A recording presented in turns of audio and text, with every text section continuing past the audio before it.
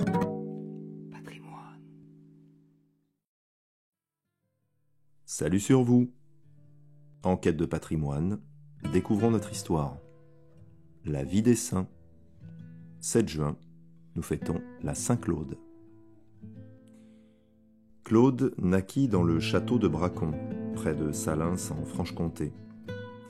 Il appartenait à une famille romaine très illustre. Son père était gouverneur de la contrée. Quand il eut 7 ans, on lui donna d'habiles et sages précepteurs pour lui apprendre les lettres humaines et le former aux exercices de la piété. Ses progrès furent rapides, car il avait un esprit vif, un jugement solide et une docilité extrême. Il lisait avec assiduité les livres de l'Ancien et du Nouveau Testament, les histoires des martyrs, la vie des saints, les sermons ou homélies des pères de l'Église. On dit qu'il porta les armes jusqu'à 20 ans. À cet âge, en 627, il entra dans la milice sainte. Il fit partie, pendant 12 ans, du chapitre de l'église cathédrale de Besançon. Il en sortit, en 639, pour mener une vie plus austère, dans le monastère de Saint-Oyen, bâti sur le mont Jura. Il ne se nourrissait que de racines. Il ne reposait que sur un dur grabat.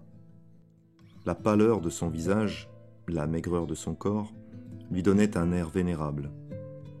À l'âge de 37 ans, en l'an 644, il fut nommé abbé de ce monastère qu'il rendit très florissant.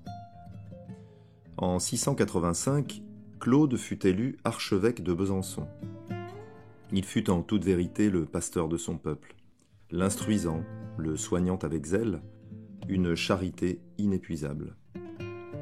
Il mourut le 6 juin 699, à l'âge de 93 ans, dans l'abbaye de Saint-Oyen, où il s'était retiré 7 ans auparavant. Son corps, retrouvé intact au XIIe siècle, fut exposé à la vénération des fidèles dans l'église de ce monastère, qui prit le nom de Saint-Claude et autour duquel une ville s'est formée peu à peu. En 1742, le pape y érigea un évêché suffragant de Lyon. Le corps de Saint-Claude a été brûlé en 1794.